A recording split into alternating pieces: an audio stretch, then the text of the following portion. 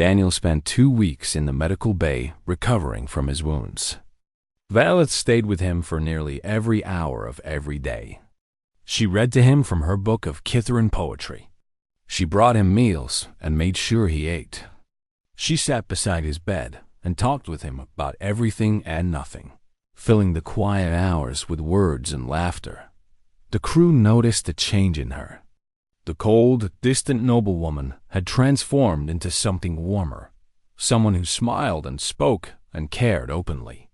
They whispered about it in the corridors, amazed at what they were seeing. The bonding that had started as a political arrangement was becoming something real. Meanwhile, the investigation into the assassination attempt moved quickly. The 2 captured assassins were interrogated and revealed the full extent of the conspiracy. A small but dangerous faction within the Kithran Empire had been planning to destroy the peace treaty from the beginning. They believed that war was the natural state between the species, and that peace was a betrayal of everything. Their people stood for Ambassador. Lyra then worked with human and Kithran officials to dismantle the faction.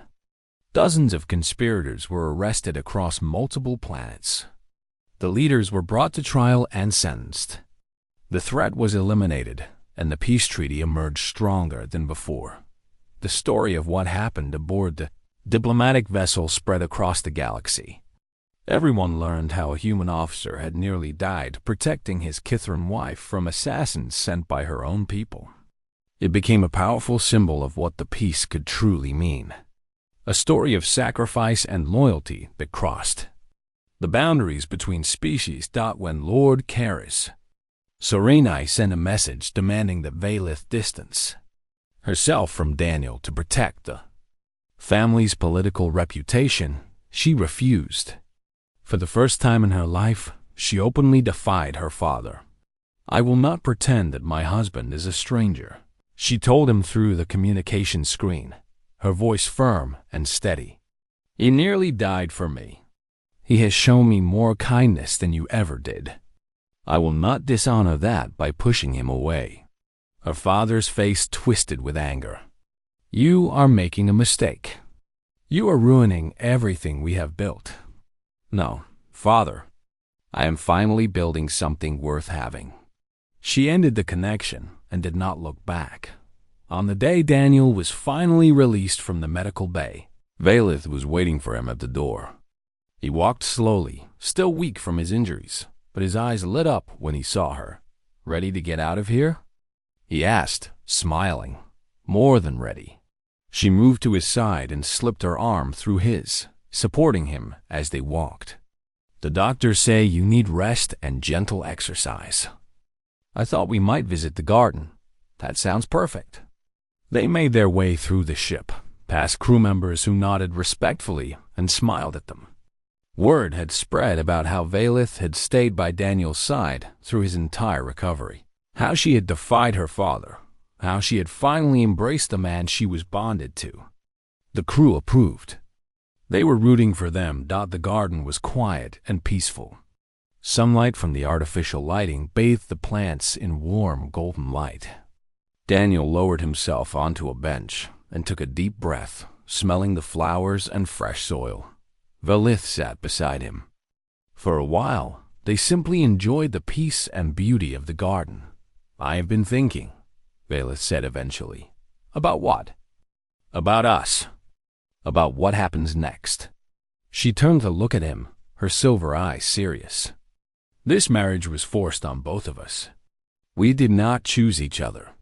But now," she hesitated, searching for the right words, "now I would choose you. If I could do it all again, knowing what I know now, I would choose you willingly." Daniel reached out and took her hand. "I would choose you too." Her breath caught. "You would?" "From the first moment I saw you in that ceremonial hall, I knew you were special. Not because of your beauty or your status, but because of the strength I saw in your eyes. You were terrified, but you held yourself with such dignity. I admired you from the very beginning." Valeth felt tears pricking at her eyes. "I was so afraid of you. I believed all the terrible things I had been taught about humans. I thought you would be cruel and violent and selfish. And now? Now I understand why the galaxy fears your kind." She reached up and touched his face gently. "It is not your strength or your weapons or your aggression. It is your capacity to care, even for those who were once your enemies. Your ability to love without conditions, to forgive without demands, to hope even when hope seems foolish." She smiled through her tears. "That is the most terrifying power of all, and the most beautiful." Daniel leaned forward and rested his forehead against hers. They stayed that way for a long moment, breathing together, hearts beating in harmony. "I love you, Velith," he whispered. "Not because I have to. Not because of any treaty or arrangement. I love you because of who you are. And I love you, Daniel Carter. My human, my husband, my choice." He kissed her then, soft and gentle and full of promise. It was their first real kiss, and it felt like the beginning of something wonderful. Months later, their ship returned to the neutral station where their bonding had taken place. But this time, everything was different. They walked through the corridors hand in hand, smiling and talking, clearly and obviously in love. Diplomats and officials watched them pass with amazement. This was not the reluctant political couple who had been married here so long ago. These were two people who had found each other against all odds. On their last night at the station, Velith found Daniel on the observation deck, watching the stars as he so often did. She went to stand beside him, pressing close to his warmth. "What are you thinking about?" she asked. "The future," he said. "Our future. I never thought I would have this. After the war, after everything I lost, I didn't think I could ever be happy again." He turned to her, his gray eyes shining. "You proved me wrong." Velith smiled and took his hand. "We proved each other wrong. You showed me that humans are not monsters. I hope I showed you that Kitharans can love just as deeply as anyone." You did. Every single day. They stood together, watching the stars burn in the infinite darkness. Behind them was a history of war and hatred and pain. Ahead of them was a future neither could have imagined. "Do you think the peace will last?" Velith asked quietly. Daniel considered the question. "I don't know. There will always be people who prefer hatred over understanding. But I think we have a chance. A real chance." He squeezed her hand. "And whatever happens, we'll face it together." Velith leaned her head against his shoulder. "Together," she agreed. The stars glittered like diamonds scattered across black velvet. Somewhere out there, two peoples who had once been enemies were learning to live side by side. It would not be easy. There would be struggles and setbacks and moments of doubt. But the foundation had been laid, built on an unexpected love between a Kitharan, noblewoman, and a human soldier. She had dreaded the human she was forced to wed. She had expected cruelty and violence and pain. Instead, she had found kindness, patience, and a love deeper than any she had ever known. That was the true power of humanity. Not their weapons or their armies or their technology, but their hearts. And Velith was grateful every single day that Daniel Carter had given his to her. The news came on a cold morning, delivered by Ambassador Lyra Venn herself. Lyra was a senior Kitharan official who had always treated Velith with quiet sympathy. Now her silver eyes were filled with worry as she entered their quarters. "There is a problem," Lyra said, her voice tight.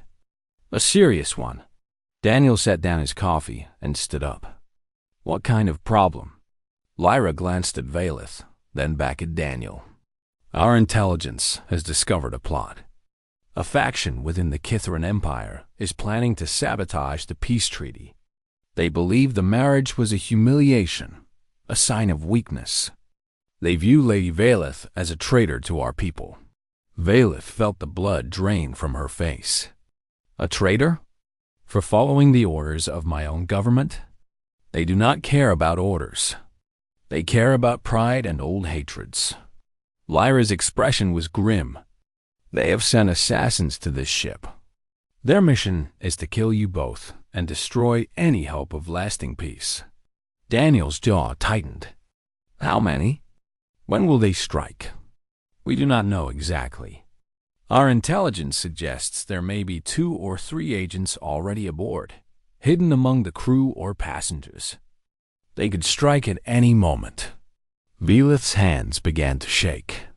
She had known there were people who hated the peace treaty. She had known there were extremists who would rather continue the war forever.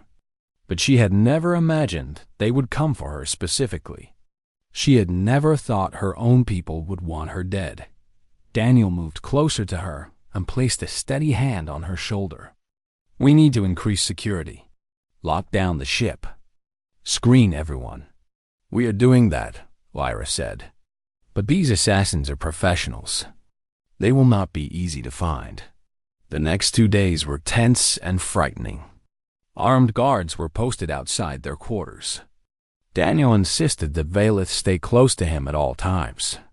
He barely slept, spending his nights reviewing security reports and checking in with the ship's officers.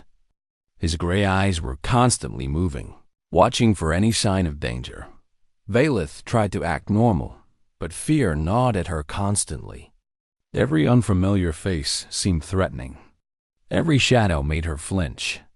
She found herself staying very close to Daniel, finding comfort in his solid presence. On the 3rd night, the attack came. They were walking through a quiet corridor on the lower deck, returning from a meeting with the ship's captain. The lights were dim, and the hallway was empty. Daniel was talking about their schedule for the next day when he suddenly stopped mid-sentence. Something's wrong, he said quietly. Before Velith could ask what he meant, a figure stepped out of an alcove ahead of them. Then another appeared behind them. Both were dressed in plain gray clothing, their faces hidden behind masks. They moved with the silent grace of trained killers. Daniel reacted instantly. He shoved Velith behind him, placing his body between her and the attackers. He had no weapon, but he raised his fists, ready to fight. "Run!" he shouted at her. "Get to the security station." But Velith could not move. Fear had frozen her legs. She could only watch in horror as the 2 assassins rushed forward. Daniel met the first attacker with a powerful punch that sent the man staggering backward. He spun and blocked a kick from the second, then countered with a strike to the throat. His movements were fast and brutal, the skills of a soldier who had survived years of war, but he was outnumbered and unarmed. The first assassin recovered and drew a blade, a long curved knife that gleamed in the dim light. He slashed at Daniel's side, and Velith screamed as the blade cut through uniform and flesh. Blood sprayed across the corridor wall.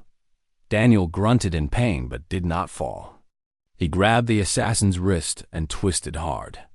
The knife clattered to the floor. Daniel drove his elbow into the man's face, and the assassin collapsed, unconscious. The second attacker tackled Daniel from behind. They crashed to the floor, struggling and rolling.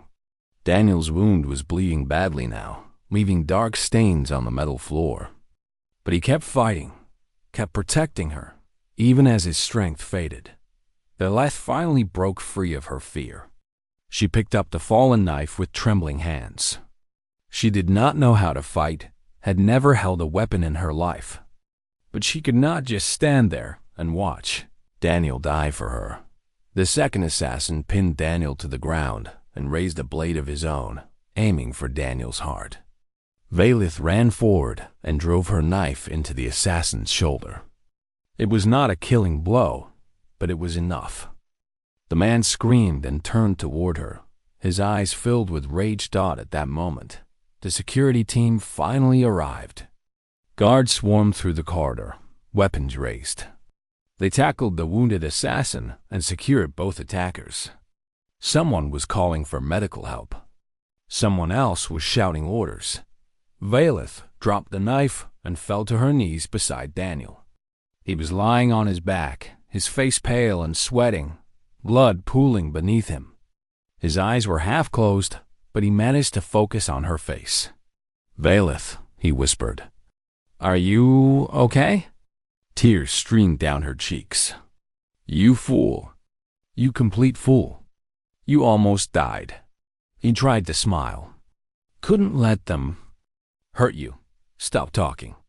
Save your strength." She pressed her hands against his wound, trying to slow the bleeding. His blood was warm and red, so different from the purple blood of her people. "Help is coming. Just hold on." Daniel's hand found hers and squeezed weakly. "I'm sorry. I scared you. Don't apologize. Just don't you dare die on me." Her voice broke. "Do you understand? I forbid it." The medical team arrived and took over. They loaded Daniel onto a stretcher and rushed into the medical bay. Valeth followed, refusing to leave his side. She held his hand the entire way, whispering prayers to gods she had not believed in for years. In the medical bay, the doctors worked frantically. The blade had cut deep, damaging organs that needed immediate repair.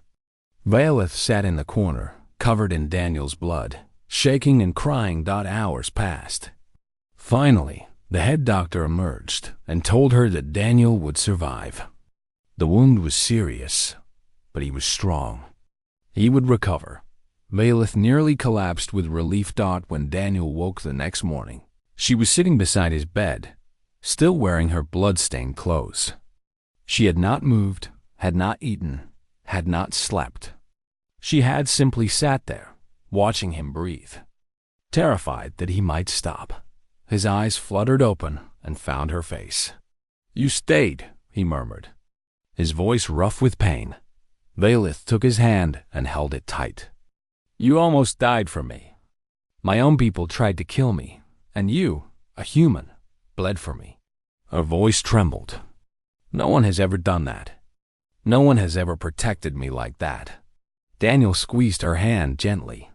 "You're not just a symbol to me, Valeth. You never were." She bent down and pressed her forehead against his hand, tears falling onto his skin. "I know," she whispered. "I finally understand." After that evening, on the observation deck, something shifted between Valeth and Daniel. After that evening on Daniel, she still kept her distance, still retreated to her quarters when the days grew too overwhelming. But she no longer avoided him completely. She began to emerge from her rooms more often. She joined him for meals sometimes. She sat beside him at official functions without feeling like she was choking. She also began to watch him, not with fear or suspicion, but with genuine curiosity. She wanted to understand this strange human who treated her with such unexpected gentleness. Daniel was kind to everyone, she noticed. Not just to her. He knew the names of every crew member on the ship, from the captain down to the people who cleaned the corridors. He asked about their families, their hobbies, their dreams. He remembered details from previous conversations and brought them up later, showing that he truly listened when people spoke. One afternoon, Valeth watched from a distance as Daniel mediated a dispute between two crew members. They were arguing loudly about a scheduling conflict, their voices rising with frustration. Daniel stepped between them, calm and patient. He did not raise his voice or threaten punishment. He simply listened to both sides, asked careful questions, and helped them find a solution that worked for everyone. By the end, both crew members were shaking hands and apologizing to each other. This was not the violent, chaotic human she had been taught to fear. This was something else entirely. Another day, she found Daniel in the ship's small garden, a room filled with plants from dozens of worlds. He was on his knees in the dirt, carefully tending to a row of flowers. His uniform jacket was thrown aside, and his sleeves were rolled up, revealing strong arms covered in old scars. "I didn't know you liked gardening," Vela said from the doorway. Daniel looked up, surprised but pleased to see her. My mother had a garden back on Earth. When I was young, I used to help her with it. These days it helps me relax. He wiped his hands on a cloth and stood up. Would you like to help? Valeth hesitated. She had never done anything like gardening before. In her family, such work was considered beneath noble status. But looking at Daniel's open, hopeful expression, she found herself nodding.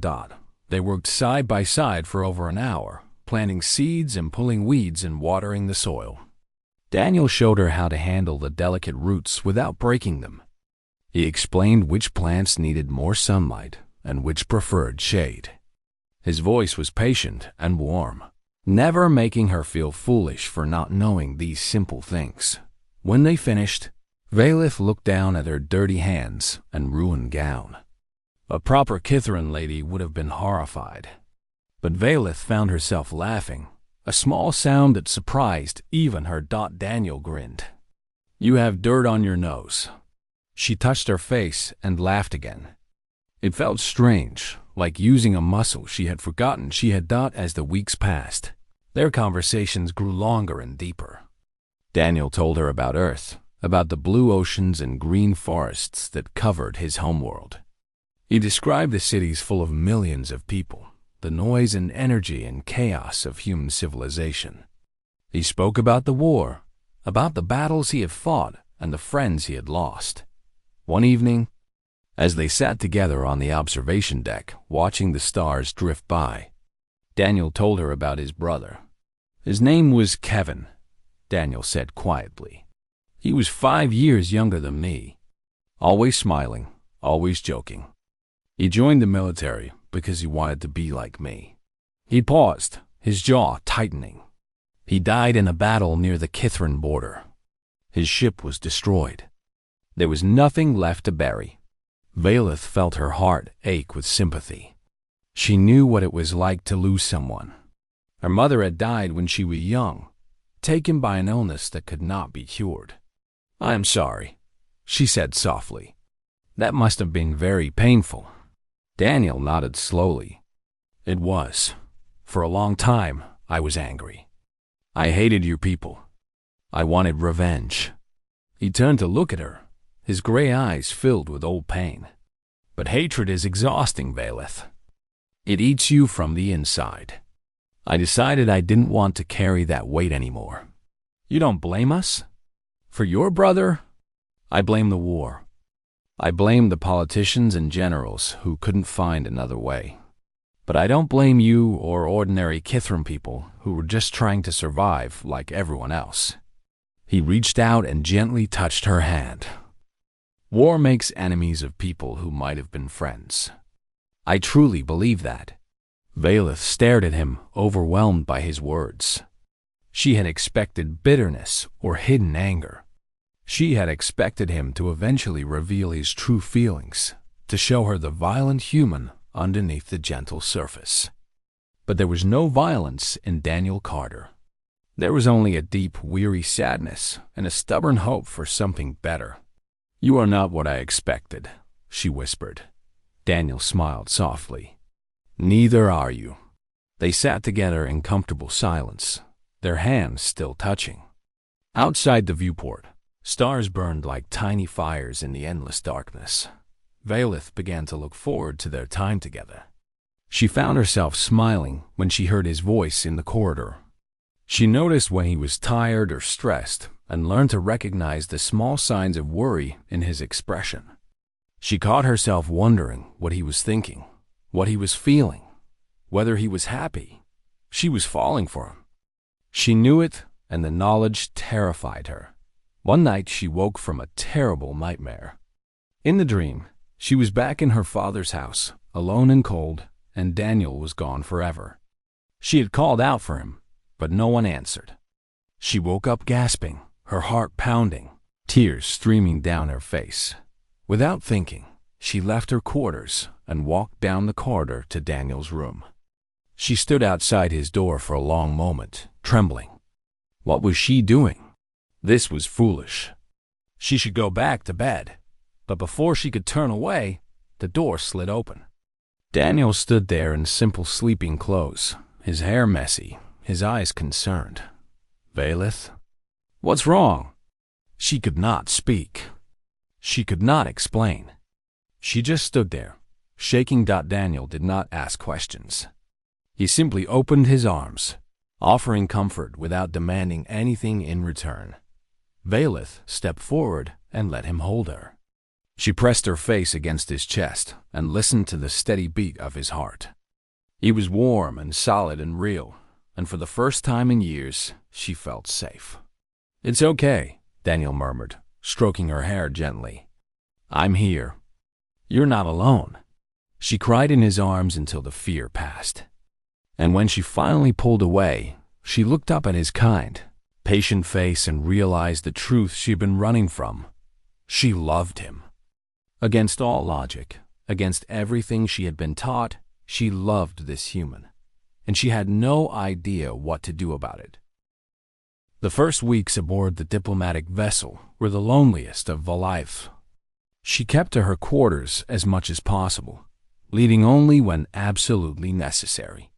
She ate her meals alone. She spoke to no one unless required.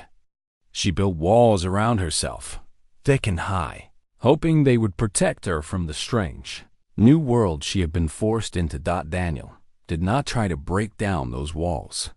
He did not bang on her door demanding attention. He did not complain about her absence at meals or events. He simply waited. Every morning, Valeth would find a tray of food outside her door. The meals were always a mix of Kithrin and human dishes, carefully arranged and still warm. A small note would be tucked beside the tray, written in neat handwriting. The notes were never demanding or romantic. They were simple and kind. "I hope you slept well. The ship's chef made fresh bread today. I thought you might enjoy it. There is a beautiful nebula visible from the observation deck on level 3. It will be in view until tomorrow morning if you want to see it. I found a shop on the station that sells Kithrin tea. I left some in the kitchen for you. I hope I got the right kind." At first, Valeth ignored the notes. She ate the food because she was hungry, but she threw away the little papers without reading them carefully. She told herself she did not care about Daniel's kindness. She told herself it was all an act, a trick to make her lower her guard. But as the days passed, she found herself reading the notes more slowly. She found herself wondering about the man who wrote them. One evening, she received a message on her personal screen. It was an invitation to a formal dinner with several ambassadors who had come aboard to discuss trade agreements.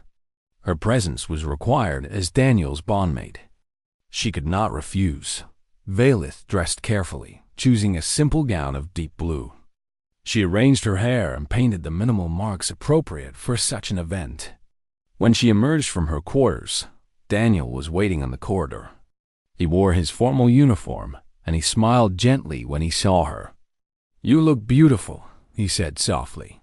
Valeth did not know how to respond. Kithrin males rarely gave such compliments. When they did, it usually meant they wanted something in return. She waited for Daniel to make a demand or reach for her, but he simply gestured toward the lift. "Shall we go?" The dinner was long and tedious. The ambassadors talked endlessly about shipping routes and resource sharing. Valeth sat beside Daniel, silent and still, playing her role as the obedient bondmate. She noticed that Daniel included her in conversations whenever possible. He asked her opinion on matters related to Kithrin customs. He made sure her glass was always filled. He never spoke over her or dismissed her words. When one of the human ambassadors made a joke about Kithrin women being cold and emotionless, Daniel's expression changed. His smile disappeared. His gray eyes turned hard. "Kithrin people express emotions differently than we do," he said, his voice calm but firm. "That does not mean they feel less. I would ask you to remember that my wife is sitting right here, Ambassador." The table went silent. The ambassador turned red and mumbled an apology. Valith stared at Daniel, her heart beating fast. No one had ever defended her like that. Not her father. Not her brothers. No one. Daniel turned to her and gave her a small, reassuring nod. Then he smoothly changed the subject, steering the conversation back to safer waters. That night, Valith lay awake for hours, thinking about what had happened. Daniel had called her his wife. He had defended her honor in front of important people, risking embarrassment and political trouble. Why would he do that? What did he want from her? She could not find an answer that made sense. The next morning, she found another package outside her door. This one was different from the usual meal trays. It was a small box wrapped in plain paper. Inside, she found a book. Not a data tablet, but an actual physical book with real pages, bound in soft leather. It was a collection of Kithran poetry, the same collection she had loved as a child. She had mentioned it once, briefly, during that terrible dinner. She had said she missed having real books. That data screens were not the same. A note was tucked inside the cover, written in careful Kithran script. The letters were a little clumsy, clearly written by someone still learning the language, but the message was clear. I hope this brings you some comfort. Daniel Valith held the book in her hands for a long time. She ran her fingers over the leather cover. She smelt the old paper. Memories of her childhood flooded back, of sitting in her mother's garden reading these same poems before her mother had died. Before her father had become so cold. Before war had taken everything good from her life. Tears spilled down her cheeks. She did not try to stop them. For the first time, she allowed herself to consider a strange and frightening possibility. Maybe Daniel was not pretending. Maybe his kindness was real. That afternoon, Valith left her quarters. She walked through the ship's corridors, past crew members who nodded respectfully, until she found the observation deck on level 3. The nebula Daniel had mentioned was still visible, a swirling cloud of purple and gold that filled the viewport with light. She was not alone. Daniel was there, sitting in one of the chairs, staring out at the stars. He looked tired. There were dark circles under his eyes, and his shoulders were slumped. He looked like a man carrying a heavy weight. He noticed her and straightened up, surprise flickering across his face. Valith, I didn't expect to see you here. She hesitated at the entrance, suddenly unsure. Part of her wanted to run back to her room, to hide behind her walls again. But another part, a part that was growing stronger each day, wanted to stay. The nebula, she said quietly. You said it was beautiful. Daniel smiled. It was a real smile, warm and unguarded, and it changed his whole face. It is. Please, sit down. If you want to. Valith walked slowly across the room and sat in the chair beside him. They did not speak. They simply watched the stars together. Two strangers from enemy worlds. Bound by politics, but perhaps connected by something more. After a long while, Valith spoke. Thank you for the book. Daniel turned to look at her. You're welcome. How did you find it? Physical books from Kithra are very rare. I searched for a while, he admitted. I called in some favors. It wasn't easy, but... He shrugged. You seemed sad when you talked about it. I wanted to help. Valith stared at him, trying to understand. Why? Why do you do these things for me? I have given you nothing. I have not even been kind to you. Daniel was quiet for a moment. When he spoke, his voice was soft and honest. Because kindness shouldn't depend on what you get back. You didn't choose this marriage any more than I did. The least I can do is make it easier for you. Valith did not know what to say. So she said nothing. She simply turned back to the nebula and let the silence wrap around them like a blanket. But inside, something was changing. The walls around her heart were beginning to crack. Valith Sarnai stood alone in her chambers, staring at her reflection in the mirror. Her pale violet skin looked almost gray in the dim light. Her silver eyes, usually bright and sharp, now seemed dull and lifeless. In just a few hours, she would be bonded to a human. The thought made her stomach twist with fear. The Kitharan Empire and the United Earth Coalition had been at war for nearly 20 years. Millions had died on both sides. Cities had burned. Entire planets had been scarred by weapons that left nothing but ash and silence. When the ceasefire finally came, everyone said it was a miracle. But miracles, Valith had learned, always came with a price. The price was her dot as part of the Galactic Reconciliation Accord. The two species would be joined through a symbolic marriage. A Kitharan noble would wed a human officer. It would show the galaxy that peace was possible. It would prove that old enemies could become allies. And Valith, youngest daughter of the great diplomatic house of Sarnai, had been chosen for this honor. She did not feel honored. She felt like a sacrifice. Her door slid open, and her father stepped inside. Lord Karasaranai was tall and elegant, with the same violet skin and silver eyes as his daughter. But where Valith's eyes held fear, his held only cold calculation. He had always been this way. To him, family was not about love. It was about power and position. "You are not yet dressed," he said, his voice flat with disapproval. "I will be ready," Valith replied quietly. "See that you are." He walked closer, studying her with the same expression he might give a piece of furniture. "This union is essential for our house, for our people. Do not embarrass me." Valith wanted to scream at him. She wanted to ask if he cared at all about what she felt. But she had learned long ago that such questions were useless. Her father did not care about feelings. He cared about results. "I understand, father," she said instead. He nodded once and left without another word. Valith turned back to the mirror and began to prepare herself. She put on the ceremonial robes of bonding, layers of flowing silver and white fabric that felt heavy on her shoulders. She arranged her long dark hair in the traditional style. She painted the ritual marks upon her face. With each step, she felt more and more like she was preparing for her own funeral. She had heard so many stories about humans. Her tutors had taught her that they were violent and unpredictable. They were ruled by their emotions, unable to control their anger or their desires. They fought wars not just for resources or territory, but for abstract ideas like honor and revenge.